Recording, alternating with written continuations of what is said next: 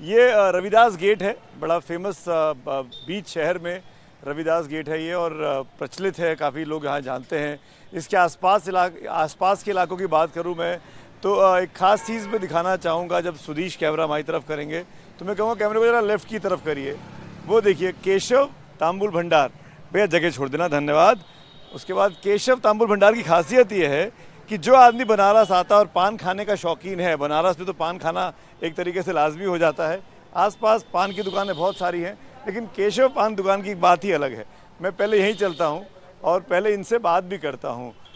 और ये देखिए केशव पान भंडार में फ़ोटो लगी हुई है पीछे, प्राइम मिनिस्टर साहब आ चुके हैं। और हम जिन लोगों को, अरे ये देखिए कौन मिल गया, शुभ्रांश जी है, क्या बात है। कांग्रेस के नेता ढूंढे नहीं मिल रहा है, मुझे पान खाते मिल गए आज। बनारस आप हूँ और पान ना खाएं तो फिर फायदा का। अरे वाह, क्या बात है। आपसे बात करेंगे, पान भी खाएंगे और आपसे बात भी करेंगे। आप ये बताइए, आपका नाम तो प्रस्तावकों में था प्राइम मिनिस्टर के साथ, क्या हुआ फिर? भाई अंतिम दम तक हम लोगों को जो तो था, यहाँ तक कि जो तो मीडिया से लेके अखबार से लेके तमाम पत्रकार लोग आ करके जो है कहते थे अभी आप तो प्रस्तावक में हैं। हमको जब तक कोई लेटर ना आ जाए तब तक हम कैसे माने। और फिर उसके बाद पता लगा कि जो है उसमें जो चेंजिंग आई। तो मन में उदासी तो नहीं है ना? क्यों उदासी रहेगा। 6 मतलब तमाम लोगों में से 6 नाम में हम लोगों का नाम था।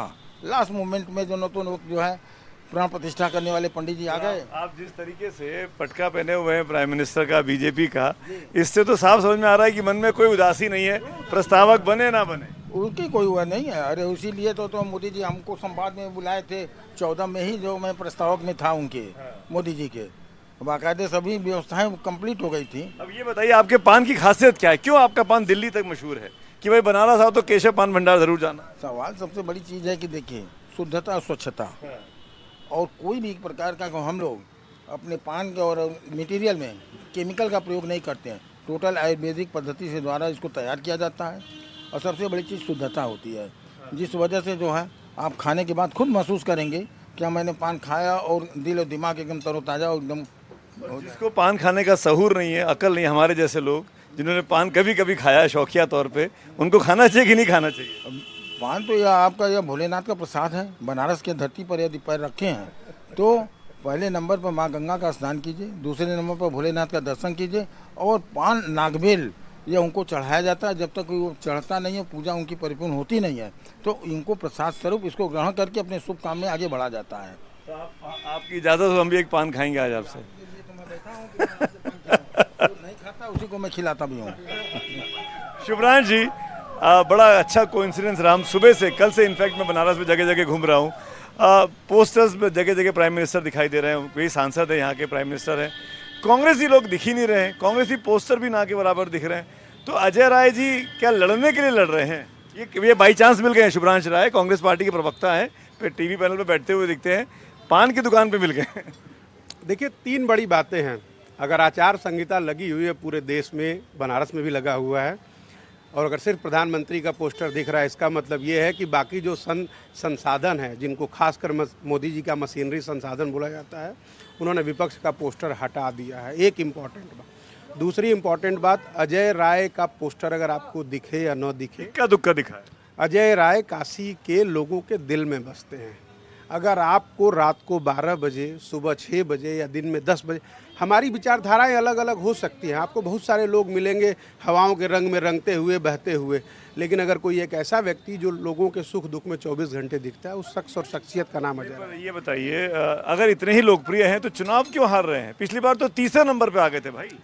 मान्यवर, आप मध्य प्रदेश से, और अभी वो शहर मशहूर है, इंदौर के आप रहने वाले हैं, उसी के बगल में भोपाल है, वहाँ से अटल जी भी चुनाव हारे थे।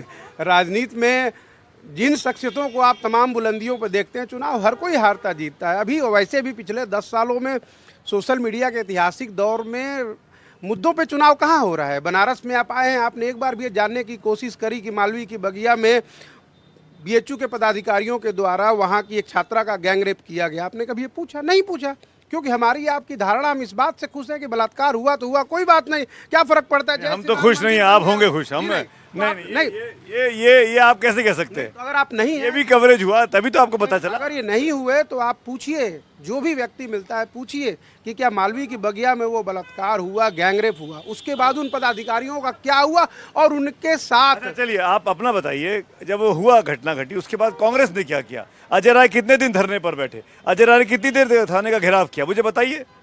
बिल्कुल हम अपनी अब आपकी बात करते हैं। हम अपनी ही बात कर रहे हैं। अगर वो जो एफआईआर दर्ज हुआ वो उन तीनों पदाधिकारियों को चिन्हित करके उनको जो पार्टी ने दिखाने के नाम पर ही जो ड्रामा किया वो सब कुछ अजय राय के धरने के कारण ही हुआ। आपने उसे लेट से अगर देखा होगा तो अलग बात है। तो जो हो रहा है वो अजय राय करा रहे हैं और अजय राय चुनाव हार जा रहे हैं।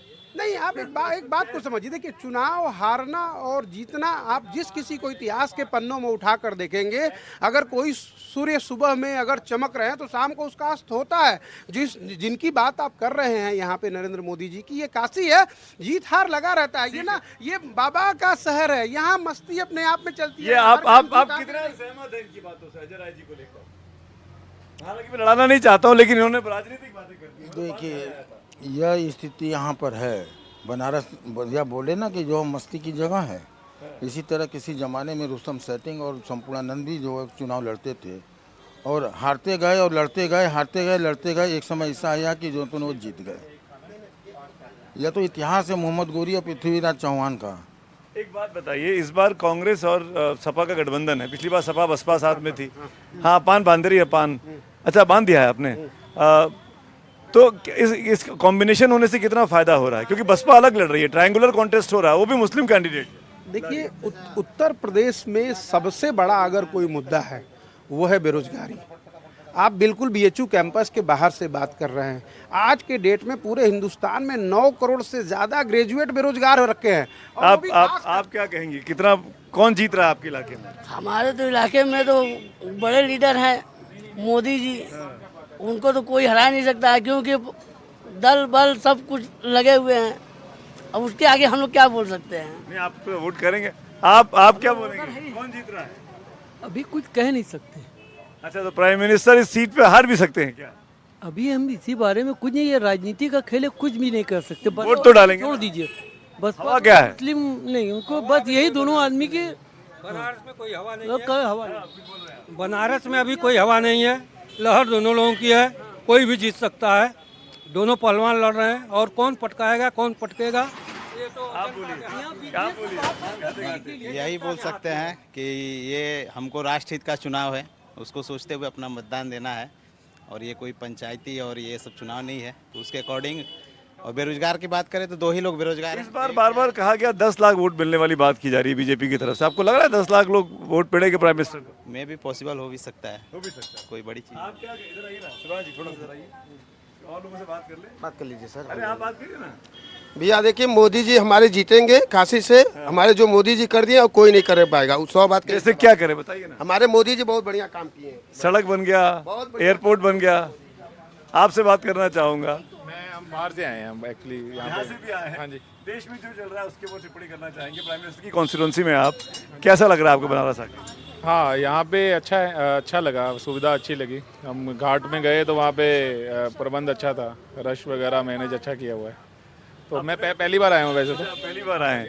अगर आप नहीं आए होते तो ये सवाल शायद बनता आपसे कि पहले आप दर्शन करने आते थे तो कहा गया कि अब कॉरिडोर बनने के बाद सुविधाजनक हो गया। एक कॉरिडोर बड़ा, अभी मैं गया नहीं हूँ, कल हमारा प्लान है जाने का। मंगला आरती का मेरे को ई टिकट मिल गया अच्छे आराम से। कहाँ से आए आप? मैं पंजाब से हूँ वैसे, बट अभी नोएडा में काम कर रहा हूँ, नोएडा से आए। तो ई टिकट मेरे को 2 दिन पहले ही मिल गया। अच्छा, तो कल हमारा मंगला आरती का है। चलिए, हमारी शुभकामनाएं हैं आपके पास। देखिएगा, आपने कुछ बोला नहीं, आप चुपचाप खड़े हुए हैं, क्या बताना चाहेंगे? कहाँ से हैं आप? हम यहीं यूपी यहीं से है ना? यूपी मतलब बनारस की यूपी? बनारस से। तो क्या हो रहा है बनारस में, क्या लग रहा है? मोदी का लहर है, मोदी जीतेंगे। लहर है कि सुनामी है? सुनामी कह लीजिए। सुनामी से सुनामी है। शुभराज जी, आपकी हिम्मत की दाद दूंगा मैं। इन सब के बीच आप डटे पड़े हैं। कौन जीत रहा है? मैं बाहर से हूँ, मैं तो बाहर से। नहीं तो हवा क्या लग रही है? शहर में घूम रहे हैं ना? मेरे यहाँ कोई हवा नहीं थी। यहाँ पे पूछ रहा हूँ। यहाँ तो मैं अभी चुनाव तो नहीं घंटे पहले। हाँ, फुरेबाद से। अच्छा सुमित जी, एक खास बात आपने नोटिस किया पिछले 3-4 मिनट में, एनडीटीवी की लाल माइक और आप सामने खड़े हैं, फिर भी यहाँ की जनता ने एक बार भी ये नहीं कहा कि नहीं नहीं मोदी जी जीत रहे हैं। कुछ लोग प्रत्यक्ष रूप से कह रहे हैं, कुछ चुप रह रहे हैं, कुछ ना कुछ रीजन दे रहे हैं नो बोलने का। शायद एक डर और दहशत का माहौल है। नहीं पीछे खड़े साफ साफ कहा भाई, 4 आदमी ने अब रही बात ये, आपने शायद सिलेक्टिवली देखा। आप वही बात है ना कि देखिए डर और दहशत का माहौल है और कहीं ना कहीं लगता है कि संविधान खतरे में है। लोग संविधान बचाने के लिए भी आज सड़कों पे है और आज चुनाव जो है वो नरेंद्र मोदी वर्सेस हिंदुस्तान के आम लोग लड़ रहे हैं। इनको आप किसी पार्टी के साथ मत जोड़िए। पता नहीं शुभ्रांश जी को ये क्यों नहीं सुनाई दिया कि उनके ठीक पीछे खड़े हुए 4 शख्स जो हैं उन्होंने साफ साफ कहा कि मोदी जी जीत रहे हैं, मोदी जी की लहर है। डर का माहौल आपको भी डर का माहौल है? ऐसा कुछ नहीं है, सब लोग आ रहे हैं, वोट डाल रहे हैं।